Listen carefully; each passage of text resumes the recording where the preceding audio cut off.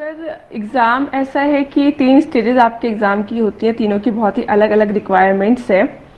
आप पहले तो आप ये बताइए मेरी वॉइस क्लियरली ऑडिबल है बिकॉज़ आई एम सीइंग हाँ, ऑडिबल कन्वर्सेटिव है। Voice. Yes ma'am. Okay, yes ma'am. Okay, yes ma'am, yes ma'am, yes ma'am. ठीक है। तो आपका जो एग्ज़ाम है उसके 3 स्टेजेस होते हैं, तीनों की रिक्वायरमेंट्स बहुत अलग-अलग हैं। अगर मैं प्री से स्टार्ट करूँ तो आपका एक सिंपल मंत्रा होना चाहिए कि आप अपनी जितनी भी स्टैंडर्ड बुक्स हैं एनसीईआरटीज़, उसके अलावा जो आपकी स्पेक्ट्रम, लक्ष्मीकांत, शंकर आईएएस वगैरह रहती है, उनको आप बार-बार पढ़िए। बार-बार पढ़ने से मेरा मतलब ये है कि 10 से 15 बार, आप डरिए मत मेहनत करने से, क्योंकि वो क्वेश्चंस ऐसे होंगे, वो बुक्स ऐसी हैं कि खजाना है आपके लिए। आप जितनी बार पढ़ेंगे आपको नई बात समझ में आएगी, तो इसलिए उनको बार-बार पढ़ना पहली बात है। दूसरी बात, प्रैक्टिस कीजिए। प्रैक्टिस करने के लिए मैं तो ये करती थी कि करोल बाग या ओल्ड राजेंद्र नगर में बहुत सारी ज़ेरॉक्स शॉप्स हैं, वहाँ से टेस्ट सीरीज़ की फ़ोटोकॉपी मिल जाती है। ब्लैक मार्केटिंग है, आई नो, लेकिन अब आप कोचिंग में 10 टेस्ट के लिए 12,000 रुपये देंगे, उतना तो आई डोंट थिंक हम में से कोई बहुत ज़्यादा लोग अफोर्ड कर सकते हैं। तो वो टेस्ट कॉपीज़ जो है हम लोग वहाँ से खरीदते हैं, मोस्टली 80% लोग यही करते हैं। तो आप टेस्ट लेके आइए, घर बैठ के टेस्ट लगाइए, पीछे सोल्यूशन लिखे हुए होते हैं, उसमें आप अपने मैच कर सकते हैं। और ये देखने की कोशिश कीजिए कि गलती कहाँ हो रही है। गलती जनरली 2 जगह होती है।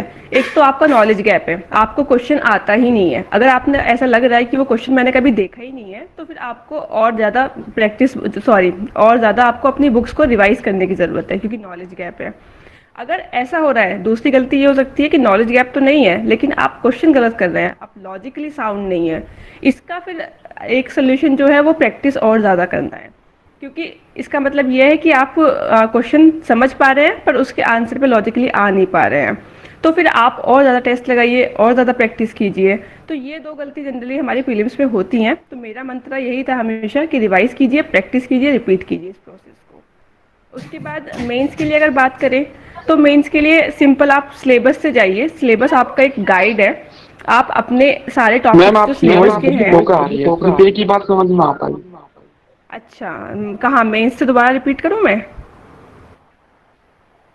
Yes ma'am. आपकी वॉइस आ रही है, लगातार ही आ रही है। अच्छा, मैम ठीक है, कोई नहीं। बट बीच में थोड़ा स्लो हो रही है आप। अच्छा, ठीक है, थोड़ा तो थोड़ा ट्राई लाउड कर। कर दीजिए मैम, अगर आवाज थोड़ी और बढ़ सकती है तो। हाँ हाँ हाँ हाँ, कोई बात नहीं, थोड़ा ऊंचा बोलने का ट्राई करती हूँ मैं, आप बता दीजिएगा हाँ मुझे। हाँ, दिस इज एब्सोल्युटली फाइन। ये अब ठीक है। ओके, मैं बोल रही थी कि आप प्रीलिम्स के लिए जो मैंने बताया, तो आप रिवाइज कीजिए अपनी बुक्स को, प्रैक्टिस पेपर्स को प्रैक्टिस कीजिए, और इसी प्रोसेस को रिपीट करते रहिए जब तक आप खुद से सेटिस्फाइड नहीं है, जब तक आपके स्कोर्स कम से कम 100 से 110 के आसपास नहीं जा रहे हैं। बहुत ज़्यादा स्कोर करने की ज़रूरत नहीं है, लेकिन 100 के आसपास तो आप कंफर्टेबल मार्जिन में रहने चाहिए। उसके बाद अगर मेंस की बात करूं, तो मेंस में आप लोगों का अलग पैटर्न चलता है। इसमें सिलेबस आपका गाइड है। आप यूपीएससी का सिलेबस उठाइए, उसके लगभग 100-150 टॉपिक्स होंगे। आई डोंट थिंक 150 टॉपिक से ज़्यादा तो हो ही नहीं सकते हैं। तो मेरा स्ट्रेटेजी ये रहती थी कि सिलेबस के हर पॉइंट के ऊपर, जो हर टॉपिक है, हर टॉपिक के ऊपर मेरे पास 10 से 15 पॉइंट्स रहे। जैसे फॉर एग्जांपल वल्नरेबल सेक्शंस के लिए जस्टिस का एक हमारा जीएस2 में टॉपिक होता है। मैं अगर उसका एग्जांपल दूं, तो वल्नरेबल सेक्शंस में हमारे कौन कौन आते हैं? विमेन आती हैं, चिल्ड्रन आते हैं, जो ओल्ड एज पीपल होते हैं वो लोग आते हैं। तो मैं क्या करती थी, 10-15 पॉइंट्स जो बनाती थी वो ये बनाती थी कि एक तो डाटा क्या है उसके बारे में। डाटा से मतलब ये है कि विमेन कितनी, मतलब पॉपुलेशन में कितनी है, सेक्स रेशियो जिसे हम कहते हैं, या फिर आपका लिटरेसी रेट कितना है विमेन का, या फिर क्राइम कितने हो रहे हैं उनके अगेंस्ट में। तो ये सब डाटा होना चाहिए।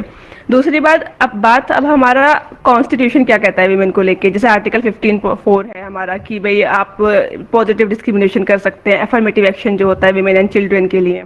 तो कॉन्स्टिट्यूशनल आर्टिकल्स डालिए उस 10-15 पॉइंट्स में। जो कोई लॉज हैं विमेन के लिए, जैसे कि मैटरनिटी बेनिफिट एक्ट है आपका, सेक्सुअल हरासमेंट एक्ट है आपका, वो लॉज डालिए। और उसके बाद आपकी जनरल थ्योरी से मेरा मतलब है कि क्या इश्यूज हैं, क्योंकि विमेन का अगर एक्सप्लॉयटेशन है तो वो मल्टी लेवल है, वो इकोनॉमिक एक्सप्लॉयटेशन है, सोशल एक्सप्लॉयटेशन है, तो उसको मल्टी डायमेंशनल बनाइए वैसे 3-4 आप पॉइंट्स डाल के। और लास्टली वे फॉरवर्ड। तो ऐसे करके उन 10-15 पॉइंट्स में मेरा पूरे क्वेश्चन का आंसर तैयार हो जाया करता था। जब मेंस में क्वेश्चन आता था तो मैं सेम वही चीज़ छाप दिया करती थी। सोचने का टाइम नहीं मिलता है वहाँ बैठ के।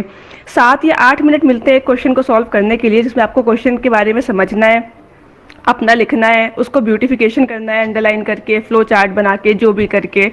और इतना कुछ डिमांड मीट करने के लिए 7-8 मिनट बहुत कम होते हैं, और आप सोचने भी लग जाएं तो फिर आपका पेपर ज़रूर छूट जाएगा 1-2 क्वेश्चन। तो इसलिए सिलेबस के वो जो 100 या मैम 150 आपकी आवाज पॉइंट्स बीच बीच थे। में स्लो हो रही है।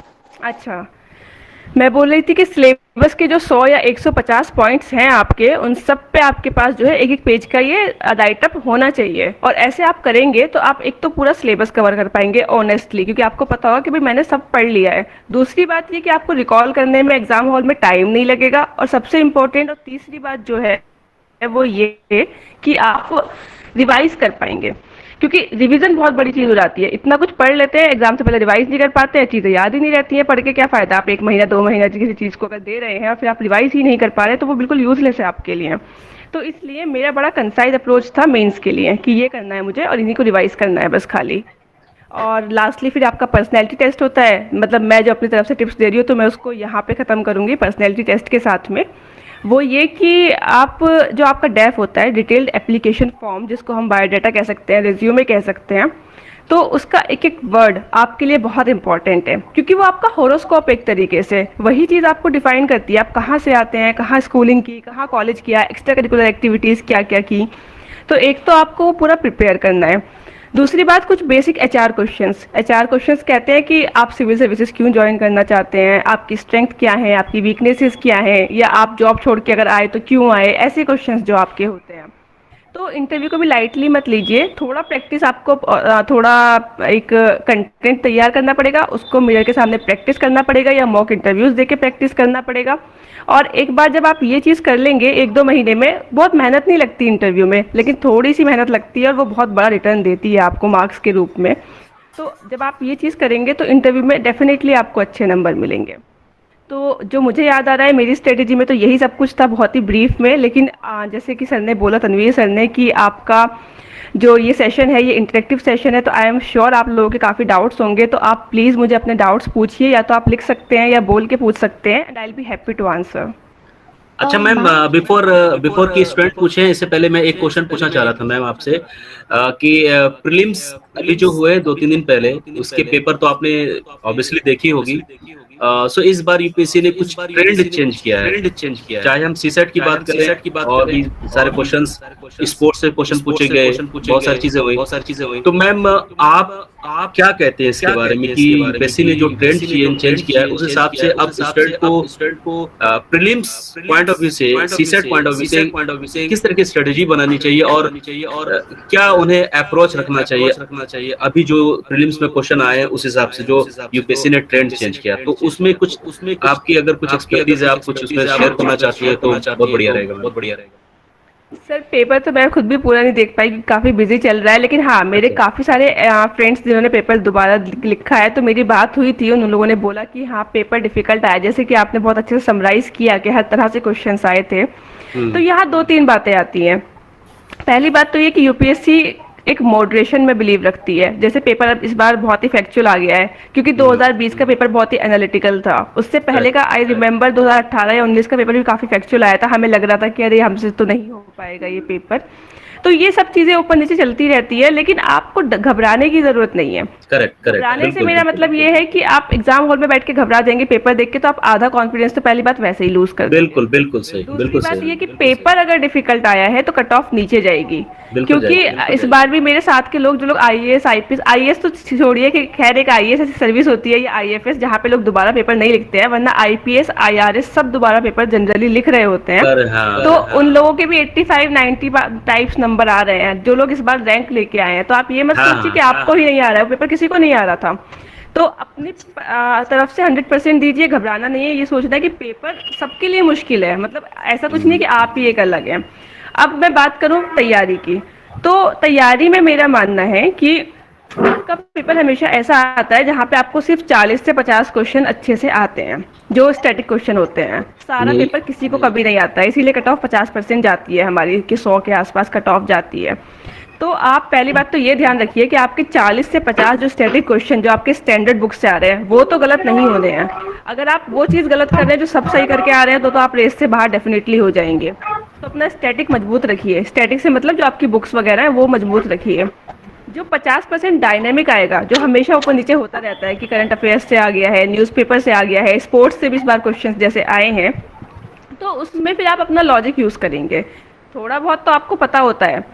थोड़ा बहुत आपका लॉजिक होता है। लॉजिक से मतलब ये कि आप एलिमिनेट कर पा रहे हैं कुछ ऑप्शंस को आपको लग रहा है कि हाँ ये मैं गैस वर्क से कर सकता हूँ, स्मार्ट गैस वर्क, ऐसे नहीं कि अंधा टिक किए जा रहे हैं वहाँ बैठ के, वो भी नहीं करना है।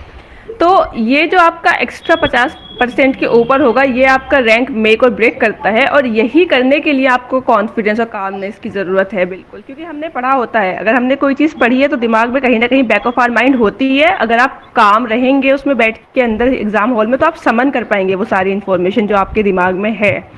और वही है, पेपर गॉज करना बहुत बड़ी रिस्पॉन्सिबिलिटी है। जैसे ये नहीं सोच के जाना है कि हमें 80 क्वेश्चन अटेम्प्ट ही करने हैं, क्योंकि अगर पेपर डिफिकल्ट आ गया तो आप 70 अटेम्प्ट कर लीजिए, कोई बात नहीं है। अगर पेपर अच्छा आ गया इजी तो आप 90 अटेम्प्ट कर लीजिए। तो थोड़ा फ्लेक्सिबल भी रहिए अपने अप्रोच में। तो बेसिकली अगर मैं समराइज करूँ तो ये कि अपना स्टैटिक पार्ट बहुत ही मजबूत रखिए, अपना जो डायनेमिक पार्ट है उसके लिए काम एंड कॉन्फिडेंट रहिए, और लास्टली पेपर को गॉज कीजिए। पेपर की डिमांड क्या है, क्या वो डिफिकल्ट है, ईजी है, मॉडरेट है, और उस हिसाब से अपनी स्ट्रेटेजी चेंज करते रहिए।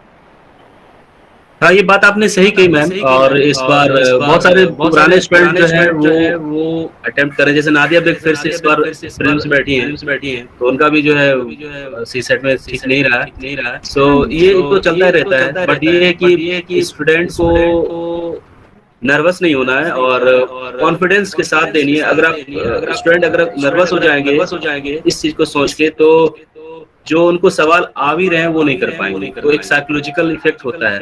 मैम आखिरी क्वेश्चन मैं पूछ रहा हूँ जो कि आउट ऑफ द बॉक्स है, बट एक लॉजिकल टेक्निकल है क्वेश्चन, उसके बाद स्टूडेंट पूछेंगे आपका।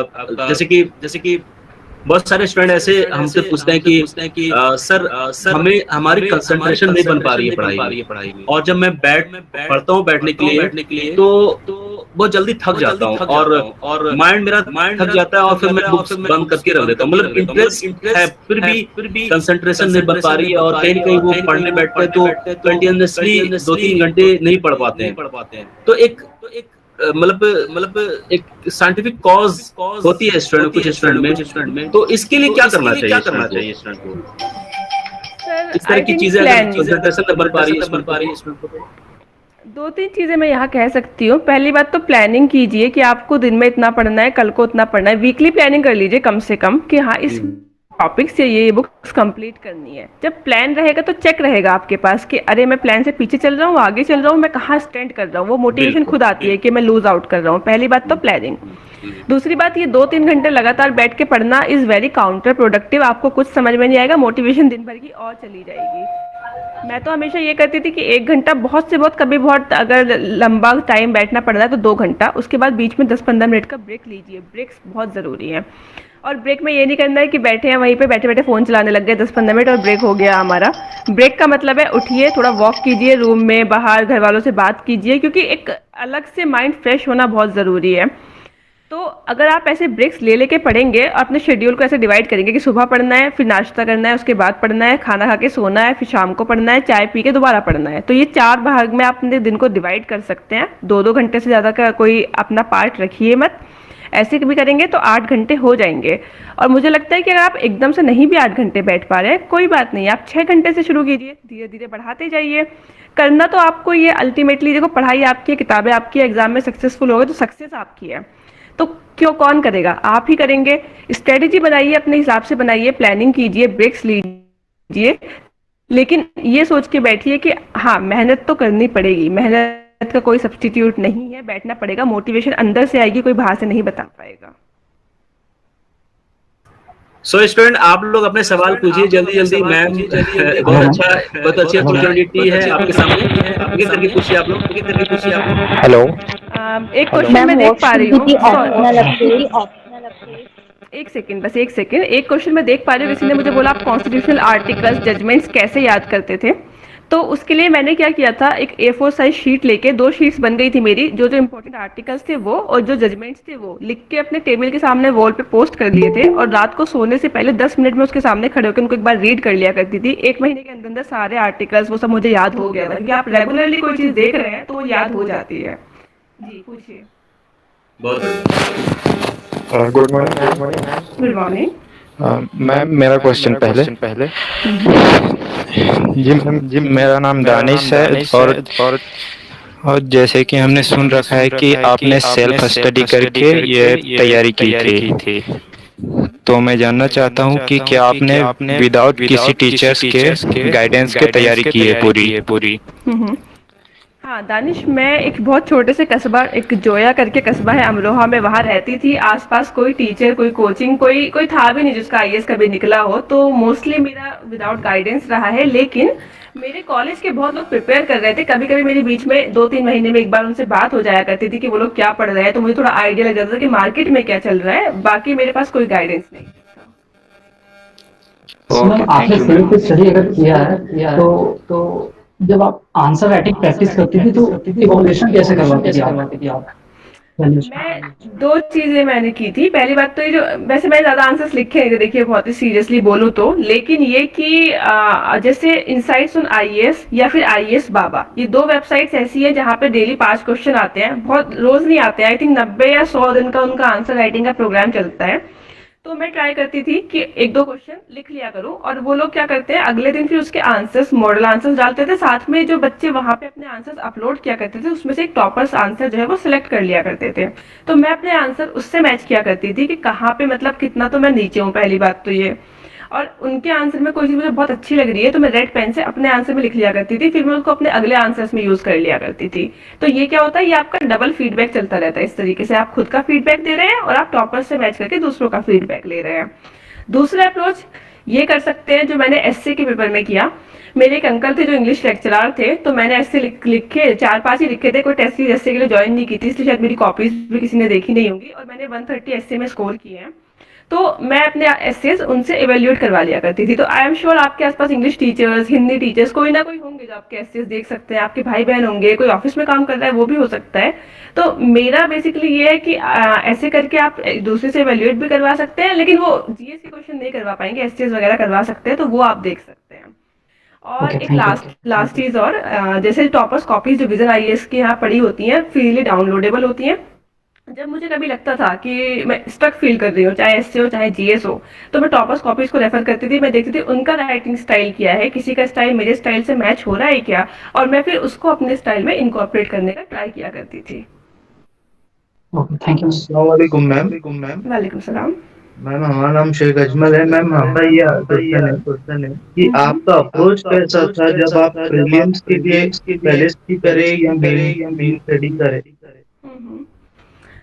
दोनों का बहुत ही अलग अलग होता है, लेकिन मेरा मानना ये है कि आप पहले मेंस का, जैसे अभी प्रीलिम्स दूर है, अगर आप अगले साल अटेम्प्ट कर रहे हैं तो ये 3-4 महीने आप मेंस के लिए दीजिए, और जब प्रीलिम्स पास आ जाए तो बाद के 3-4 महीने प्रीलिम्स के लिए दीजिए, क्योंकि वो फ्रेश रहता है। फिर प्रीलिम्स के बाद टाइम मिलेगा मेंस के लिए, तो मेंस को दोबारा रिवाइज कर लीजिएगा।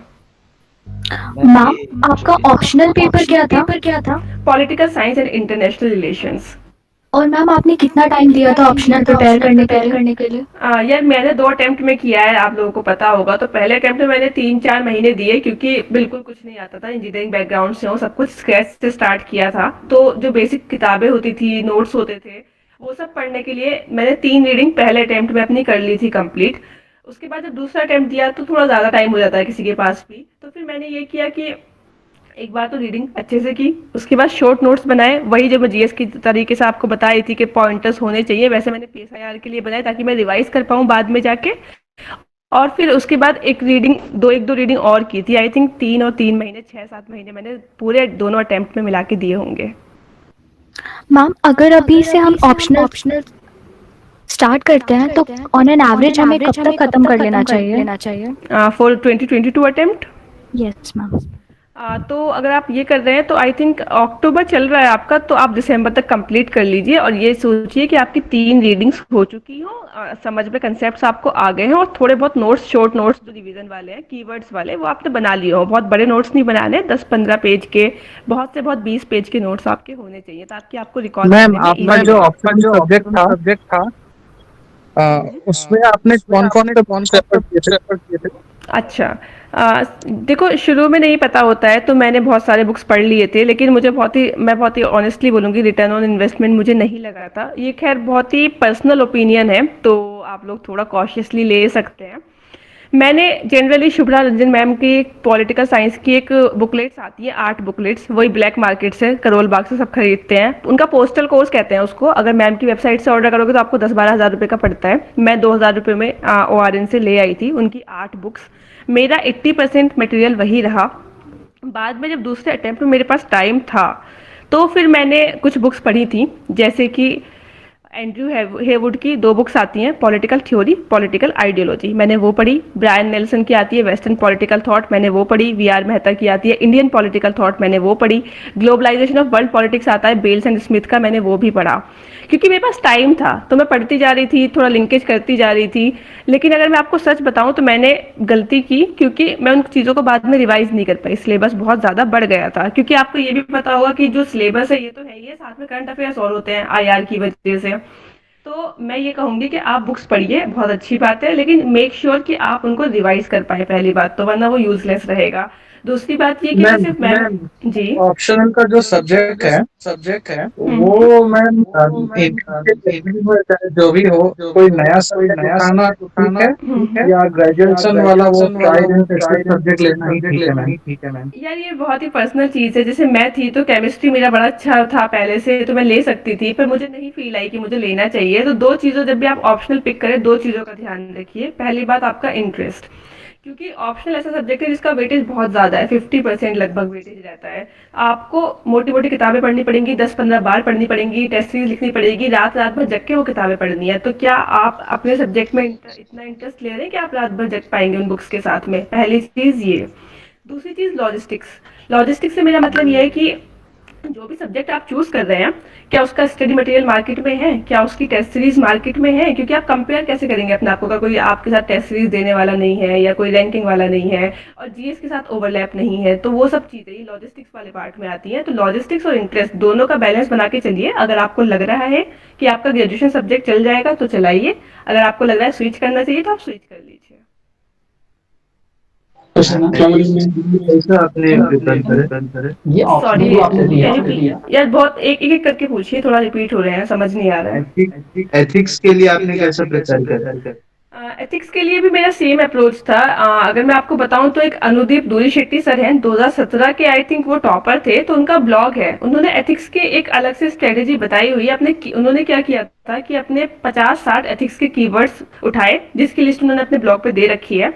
तो मैंने वहीं से उनके कीवर्ड्स उठा लिए। ऑनेस्टी, इंटीग्रिटी, प्रोबिटी क्या होती है आपकी, ट्रूथफुलनेस क्या होता है आपका, और मैंने उन सब टॉपिक्स पे ऐसा किया, एक डायरी बनाई, ऊपर टॉपिक का नाम लिखा और नीचे उसकी गूगल करके डेफिनेशन लिखी, एक एग्जाम्पल लिखा अपनी लाइफ से, किसी फेमस पर्सनैलिटी की लाइफ से जो उस वैल्यू को रिफ्लेक्ट करता है, और फ्लो चार्ट्स वगैरह या न्यूज में जो कुछ चल रहा है वैसा एग्जाम्पल के तौर पर वहां पे लिख लिया। जब क्वेश्चन पेपर आया, क्योंकि बहुत ही एब्स्ट्रैक्ट है, कोई सिलेबस नहीं है एथिक्स का, कुछ भी पूछ लेते हैं वो लोग, तो जब क्वेश्चन पेपर मैंने देखा तो जो वैल्यू मुझे लग रहा था जिसके बारे में पूछ रहे हैं, वो वैल्यू मैंने अपने नोट्स से, 50-60 पेज के नोट्स हो गए थे 50-60 वैल्यूज के लिए, तो वो वैल्यू एज इट इज वहाँ पे कॉपी पेस्ट कर दी, और बाकी जो क्वेश्चन में पूछे गए तो उसको थोड़ा एक्सपेंड कर दिया, एलिब्रेट कर दिया, कोई एग्जाम्पल डाल दिया, जैसे भी आप इनोवेट कर पाए। तो मेरा बस यही एक अप्रोच एथिक्स का रहा है। हेलो मैम, अस्सलाम वालेकुम ma'am. How to stay motivation, मतलब पढ़ने यदि बैठता हूँ तो अलग अलग चीज के ख्याल आने लगते हैं माइंड में, इसको दूर में कैसे करूँ? देखो सबके साथ होता है आई थिंक कि पढ़ने बैठते हैं तो बड़ा डे ड्रीम करने लग जाते हैं कि अरे हम तो टॉप करेंगे तो कैसा लगेगा, लबास में जाएंगे तो कैसा लगेगा। ये कई बार नेगेटिव थॉट्स भी आते हैं, what if we fail, what if हम इतना स्ट्रेस नहीं हैंडल कर पाएंगे। तो वो सबके साथ होता है। देखो अगर कुछ कुछ लोग बहुत ओवर थिंकिंग करते हैं, अगर आप उन लोगों में से हो तो एक काम कर सकते हैं, जो मैंने भी कुछ पॉइंट ऑफ टाइम पे किया, मेरे काफी फ्रेंड्स तो लगातार करते आए हैं। आप दिन का कोई भी आधा घंटा, सुबह में तो मत कीजिएगा, शाम में डिवोट कीजिए कि भाई ये 7 से 7:30 बजे का टाइम ऐसा है कि इसमें बैठ के मैं सारी ओवर थिंकिंग करूंगा। सारी ओवर थिंकिंग मतलब मुझे क्या दिक्कत फील हो रही है, मुझे क्या डर लग रहा है, अपने आप से बात कीजिए, टॉक टू योर सेल्फ। लेकिन जब पढ़ रहे हैं तो दिमाग को बोलिए कि नहीं अभी पढ़ाई करनी है, ये सब बातें हम शाम को करेंगे, और लिख लीजिए चाहे उन बातों को शाम को करने के लिए। जब आप अपने दिमाग को कॉन्स्टेंटली ऐसे प्रैक्टिस करेंगे ना कि वो ओवर थिंक ना करे या वो फोकस रहे, तो दिमाग तो आपका ही है ना, अल्टीमेटली ट्रेन तो आपको ही करना है उसको, कोई और बाहर से नहीं बता पाएगा इस चीज को। लेकिन ये अप्रोच आप यूज करके देख सकते हैं। Hello ma'am. मैम मेरा एक क्वेश्चन है। हाय, हाँ जी भारती आप बोलिए। Ma'am Bharti Beniwal this side. हाँ जी बोलिए। आप लोग जल्दी जल्दी पूछिए। पहले मैम तो कंग्रेचुलेशन, मेरे 2 क्वेश्चन हैं आपसे। हाँ जी बताइए। मैम पहले तो आपके नोट्स अवेलेबल हो जाएंगे जैसे अनुदीप सर के हैं, आपके हाँ, ऑप्शनल बिल्कुल। के नोट्स अगर कहीं अवेलेबल हो। भारती, मुझे काफ़ी लोगों ने मेरी स्ट्रेटेजी और नोट्स के लिए बोला है और मैं खुद भी बहुत हेल्प करना चाह रही हूँ। थोड़ा एक आध हफ्ते में आई थिंक यहाँ पे चीज़ें सेटल डाउन हो जाएंगी, तो मैं ब्लॉग क्रिएट करके अपने सारे नोट्स वहाँ पे डाल दूंगी। ओके मैम मैम, आपने थैंक यू। जैसे ऑप्शनल चूज किया था पॉलिटिकल साइंस में, मैं भी सोच रहा हूँ कि मैं यही रखूँ। तो आपने ब्लॉग में क्या मतलब इसका अप्रोच लिख सकते हैं कि कैसे, how to write in mains में।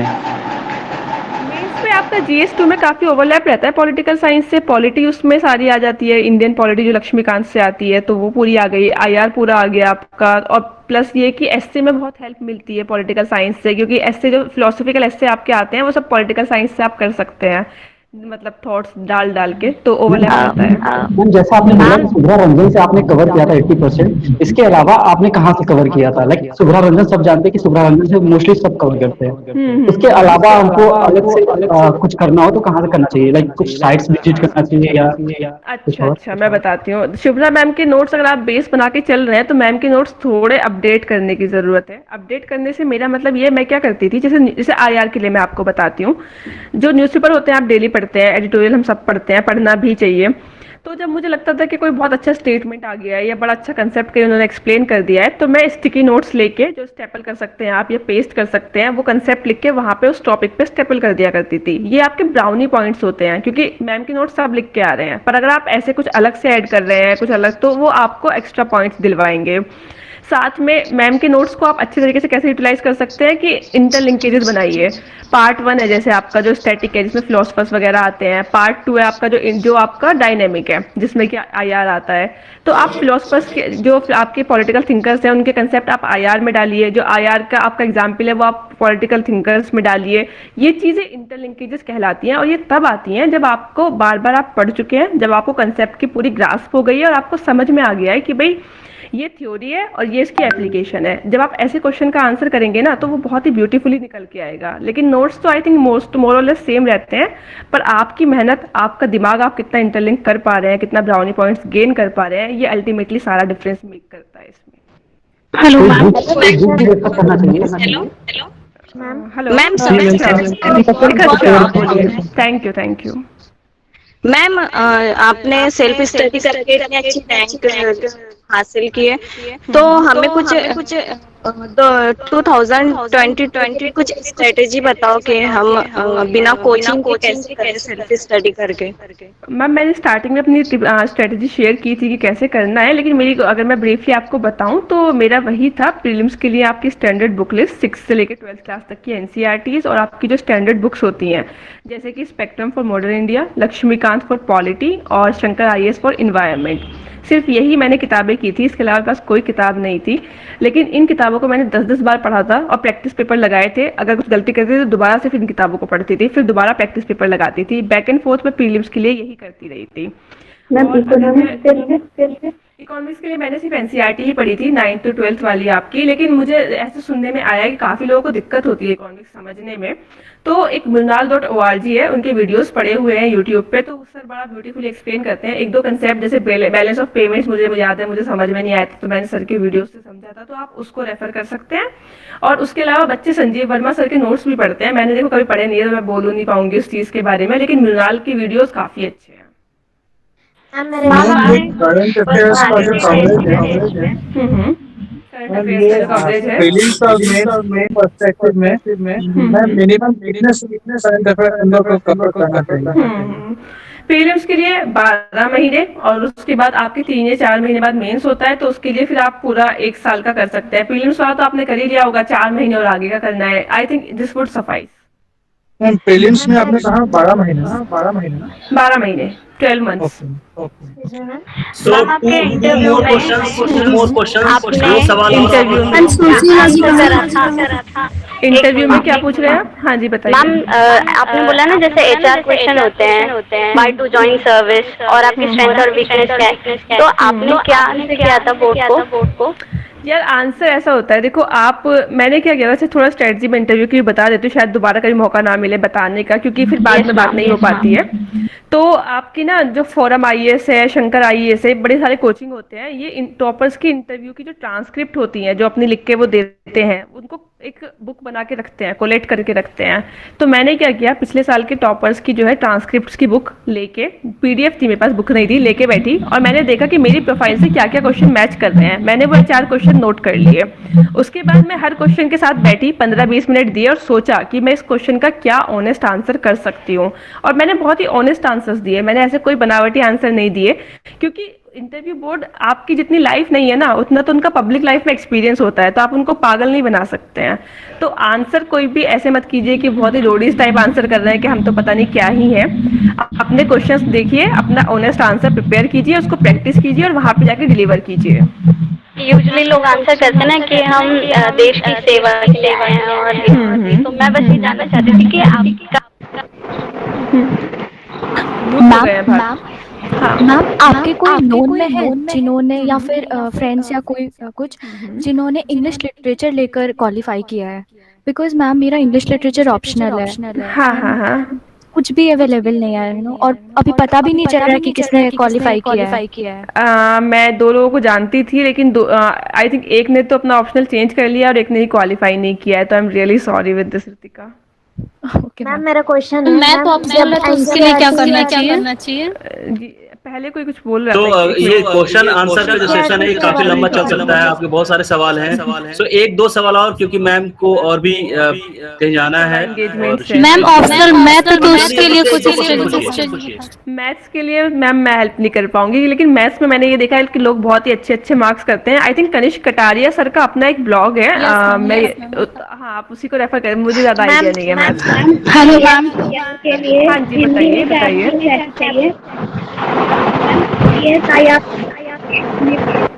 क्या अप्रोच रहनी चाहिए? PSIR की मैं आपका क्वेश्चन नहीं समझ पा रही हूँ, आप दोबारा रिपीट करेंगे प्लीज?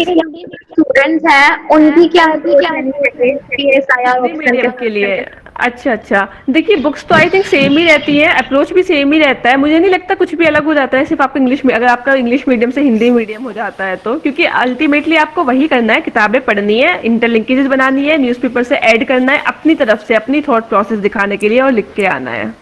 मैम मेरा ma'am how did you switch to PSIR as you were from engineering background? जैसे मैंने बताया कि मेरा इंटरेस्ट था बचपन से ही PSIR में काफ़ी ज़्यादा, और मुझे लगा कि नोट्स वोट्स अवेलेबल है, पढ़ सकती हूँ मैं, और क्योंकि मुझे था कि बचपन स्क्रैच से कुछ स्टार्ट कर रही हूँ तो मैं ये चीज़ कर सकती हूँ, तो एक वो होना चाहिए कि मतलब एक अपने अंदर से आवाज़ आनी चाहिए, बस यही था मेरा, बहुत इंट्यूटिव था, कोई इसमें कंक्रीट नहीं था। तो मैम करंट अफेयर के लिए आपने क्या किया? मैम करंट अफेयर के लिए आपका क्या अप्रोच रहा है? करंट अफेयर्स के लिए देखिए, न्यूज़पेपर को रिलीजियसली पढ़िए। रिलीजियसली पढ़ने से मेरा मतलब ये है कि छोड़ना नहीं है, किसी दिन अगर रह गया तो अगले दिन कवर करना है, specially editorial page, national news, international news, ये 3 चीज़ें, और बिजनेस न्यूज़ फॉर इकोनॉमिक्स, हाँ ये 4 चीज़ें ज़रूर करनी है। लेकिन अब दूसरी बात आती है कि रिवाइज कैसे करें। काफ़ी लोग नोट्स बनाते हैं, मैंने नोट्स नहीं बनाए थे क्योंकि उतना टाइम ही नहीं बचता था, तो मैंने विजन IAS की बुकलेट्स जो फ्रीली डाउनलोडेबल होती है उनकी वेबसाइट पे, तो वो मैं यूज़ करती थी, मंच में आती है, उनको मैं बुक्स की तरह यूज़ करती थी, जैसे मैं स्टैटिक बुक्स रिवाइज करती थी वैसे मैं वो बुकलेट भी रिवाइज किया करती थी, क्योंकि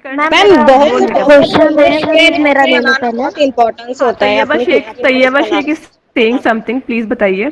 मैम मैं बिगनर हूँ, तो मैं ये बोलना चाहती थी कि NCERTs के जो नोट्स बनाने जरूरी होते हैं, और उसको कैसे NCERTs खुद ही नोट्स की फॉर्म में, ये बहुत ही बड़ा मिसकंसेप्शन है कि नोट्स बनाने हैं। NCERTs तो आपको लाइन बाय लाइन याद होनी चाहिए, आपको पेज बाय पेज पता होना चाहिए, तो आप नोट्स मत बनाइए, आप पूरी NCERTs पढ़िए, हाईलाइट कर सकते हैं बीच बीच में। मैम जी क्वेश्चन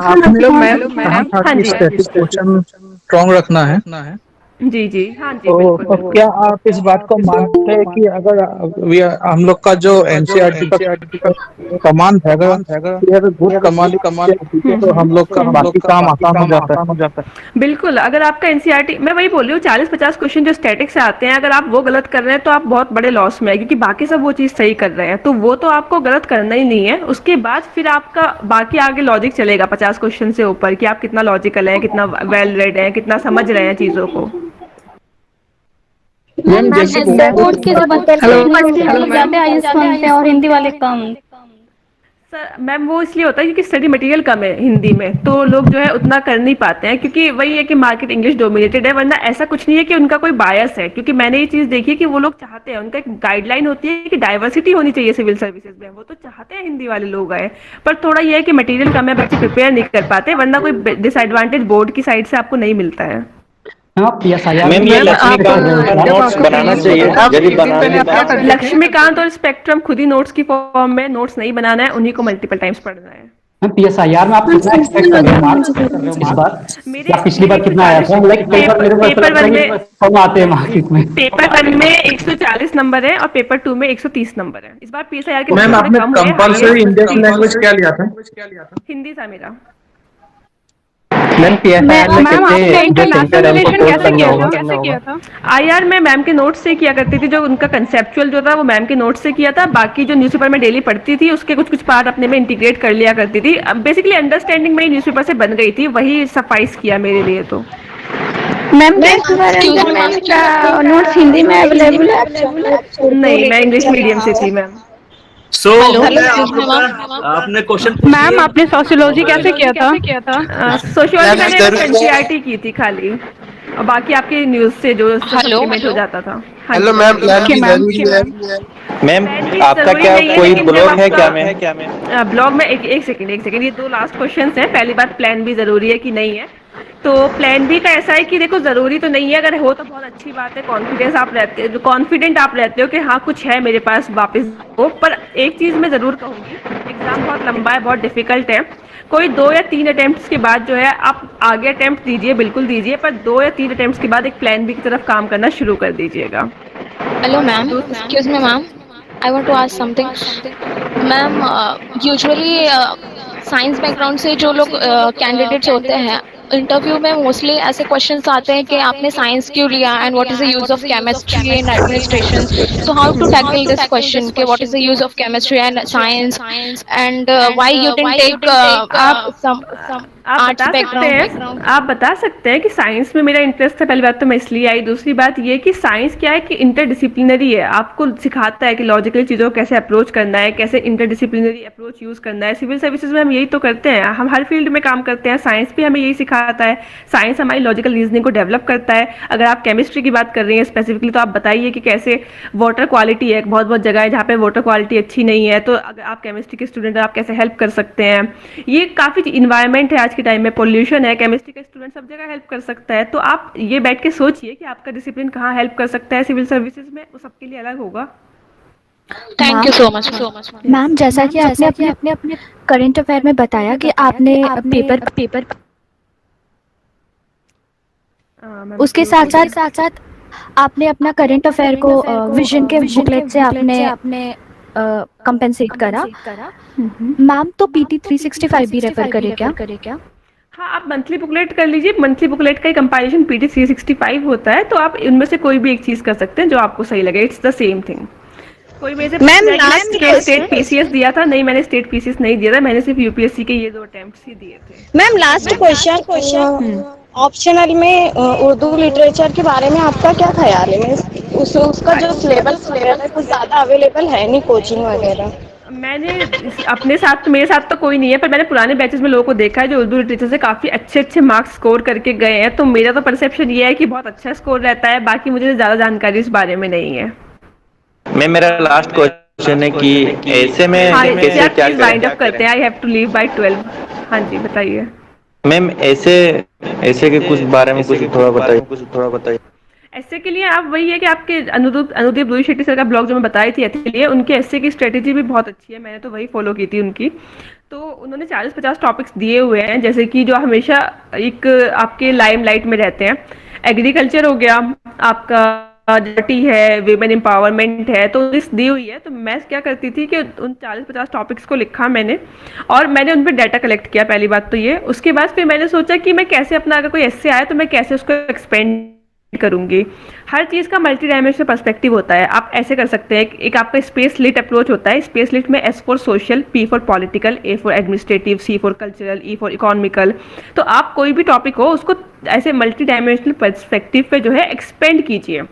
तो ये आप सर, मैं पूछ रहा हूँ कि मल्टी डायमेंशनल में एक्सपेंड कैसे करना है? सर आपका कोई भी जैसे मैंने ऐसे लिखा था कि शिप्स, इफ यू रिमेम्बर इस बार का टॉपिक, कि शिप्स इसलिए सिंक नहीं करते हैं क्योंकि उनके आसपास पानी होता है, शिप्स इसलिए सिंक करते हैं क्योंकि पानी उनके अंदर चला जाता है। जैसे ये टॉपिक था, बहुत ही एब्स्ट्रैक्ट टॉपिक है, तो मैंने उसे कैसे एक्सपेंड किया, मैं एग्जांपल देके बता देती हूँ।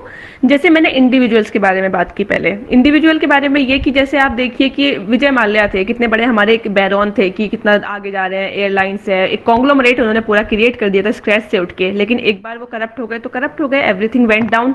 उसके बाद आप कंट्री के बारे में बात कीजिए, जर्मनी कितना बड़ा कंट्री था, पूरे यूरोप को उसने इंटीग्रेट करवा दिया था, लेकिन जब एक बार नाजिज्म आया तो जर्मनी करप्ट हो गया। तो आप ऐसे फिर इंटरनेशनल लेवल पे बताइए, तो आप ऐसे कोई भी थीम ले सकते हैं और उसी थीम को जो है अपने ऐसे में बार बार रीड करते रहिए।